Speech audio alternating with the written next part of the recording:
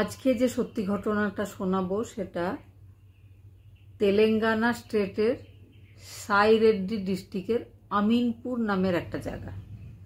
সেখানে একটা ফ্যামিলি থাকতো।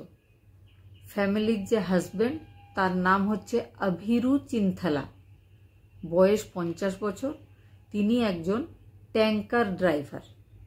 তার স্ত্রীর নাম রজিথা, তার বয়স 30 বছর। সে একজন প্রাইভেট স্কুলের টিচার। তাদের 3 ছেলে মেয়ে। প্রথম যে বড় তার বয়স হচ্ছে 12 বছর, তার নাম হচ্ছে সাই কৃষ্ণা। দ্বিতীয় সে হচ্ছে একটা মেয়ে, তার বয়স 10 বছর, নাম হচ্ছে মধুপ্রিয়া। আর সব থেকে ছোট, তার বয়স 8, তার নাম গৌতম। রজিথা আর চিন্থালা দুজনের বিয়ে হয়েছিল 2013 সালে, যখন রজিথা সবে 12 ক্লাসে পড়ছিল। খুব কম বয়সেই 20 বছরের ডিফারেন্স ছিল তার হাজবেন্ডের সাথে, কিন্তু বাড়ির লোকজন তাদের বিয়েটা দিয়ে দেয়। বিয়ের পরে সে পড়াশোনা করেছিল, তারপরে সে একটা প্রাইভেট স্কুলে টিচারের চাকরি করত। 27 মার্চ 2025 জলের ট্যাঙ্কার নিয়ে চিন্থালা বাড়ি থেকে বেরোয়। স্ত্রী তাকে এগিয়ে দেয়, যেমন সে প্রত্যেক দিন করতো। হাজব্যান্ড যখন গাড়ি নিয়ে বেরোতো সেও একটু পেছন পেছন বাইরে যেত, বাই বলতো। তো ঠিক সেই রকমভাবে সেদিনও বলার পরে তার হাজব্যান্ড নিজের কাজে বেরিয়ে যায়। সে সাধারণত রাত্রেবেলাতেই নিজের কাজ করত, তো সারা রাত সে ফিরতো না। কিন্তু যখন বেরিয়ে গেছিল তখন যাওয়ার পরে সে 3-4 বার বাড়িতে ফোন করেছিল। ফোন বেজেছে কিন্তু ফোন রিসিভ হচ্ছিল না। হাজব্যান্ড একটু চিন্তায় ছিল, কিন্তু কাজ তাকে করতেই হবে। সে সব কাজ সেরে নেক্সট ডে 27 মার্চ 2025 সে কাজে বেরিয়েছিল। যখন ফেরে তখন 28 মার্চ 2025 বাড়ি আসে। একটু তো চিন্তা ছিলই, ফোন একবারও রিসিভ হয়নি। 28 মার্চ বাড়ি ফিরে যখন নিজের বাড়ির দরজার কাছে আসে তো দেখে যে দরজাটা খোলাই রয়েছে। সে ছুটে ভেতরে যায়, গিয়ে দেখে চারিদিকে ভাত দই ছড়িয়ে পড়ে রয়েছে, আর তার স্ত্রী পেট ব্যথায় কাতর হয়ে চিৎকার করে কান্নাকাটি করছে। সে স্ত্রীর কাছে যায়, জিজ্ঞেস করে যে কি হয়েছে। তো স্ত্রী ইশারা করে বলে যে আমাকে ছাড়ো, তুমি পাশের ঘরে দেখো বাচ্চাদের কি অবস্থা সেটা দেখে এসো। তো ভদ্রলোক ছুটে পাশের রুমে যায়, গিয়ে দেখে 3টে বাচ্চায় প্রায় অজ্ঞান হয়ে পড়ে রয়েছে। সঙ্গে সঙ্গে চিৎকার করে পাড়া প্রতিবেশীদের ডাকা হয়। স্থানীয় হসপিটালে স্ত্রীকে আর 3 জন বাচ্চাকে নিয়ে চলে যাওয়া হয়। সেখানে যাওয়া মাত্রই স্ত্রীকে আইসিইউতে ভর্তি করা হয়, ট্রিটমেন্ট শুরু হয়। 3টে বাচ্চাকে কিন্তু ইমিডিয়েটলি ডাক্তার দেখেছিল।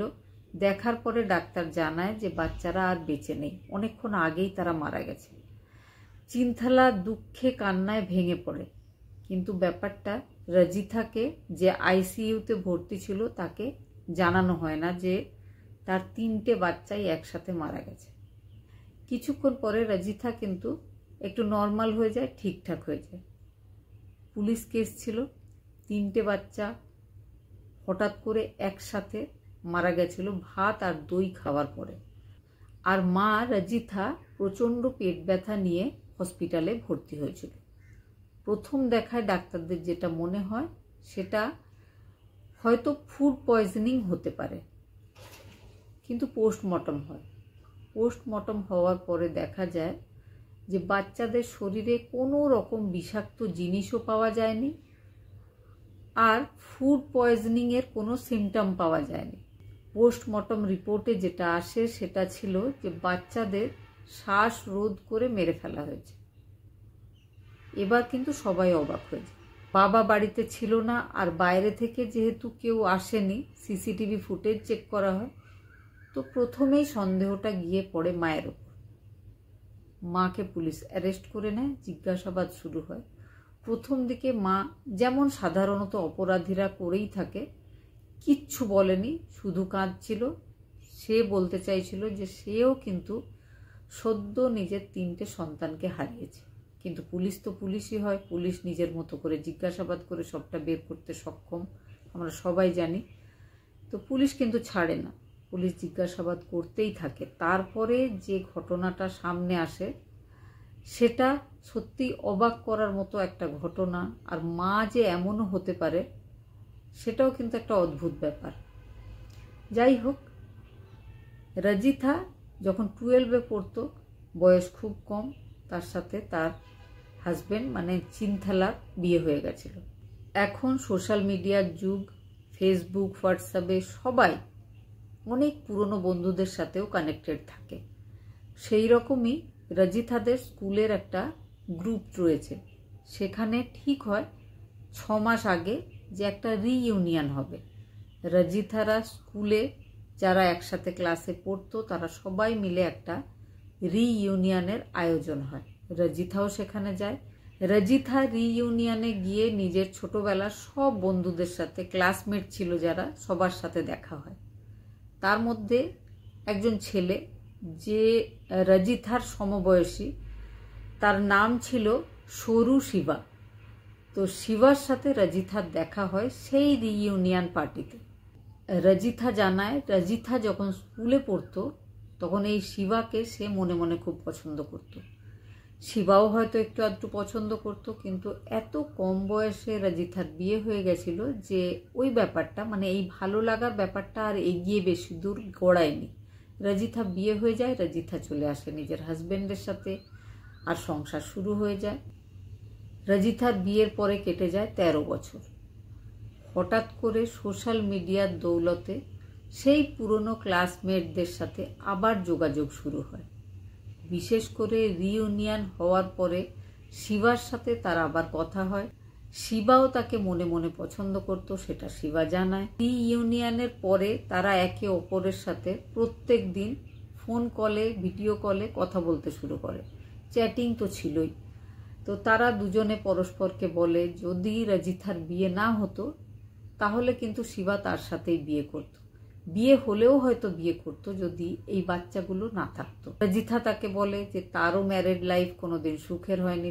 তার হাজবেন্ড তার থেকে 20 বছরের বড়, তার অপছন্দের একজন মানুষ। তো তারা দুজনে রোজই কথা বলে, নানা রকম প্ল্যানিং করে। তো শিবা আর রাজিথা সেই দিন, যেদিন 27 মার্চ তার হাজবেন্ড ট্যাঙ্কার নিয়ে বেরিয়ে যায়, তার হাজবেন্ড বেরিয়ে যাওয়ার পরে তারা দুজন মিলে একটা প্ল্যানিং করে। রাজিথা বলে যে সে আজকেই রাতে বাচ্চাদেরকে মেরে ফেলবে। কিন্তু তার এই প্ল্যানিংটা শোনার পরে শিবা একবারও মানা করেনি। শিবা বলেছে হ্যাঁ একদম এটাই তুমি করো, করার পরে আমরা দুজন বিয়ে করে ফেলব।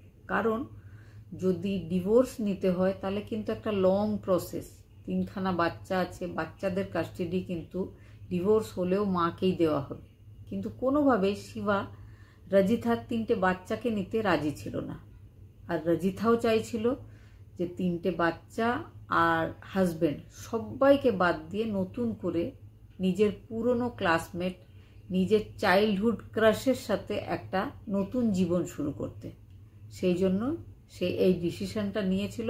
আর রাজিথার এই ডিসিশনটাকে সাপোর্ট করেছিল তার ছোটবেলার বন্ধু, তখন প্রেমী ছিল না সে, যাই হোক ছোটবেলার ক্লাসমেট শিবা।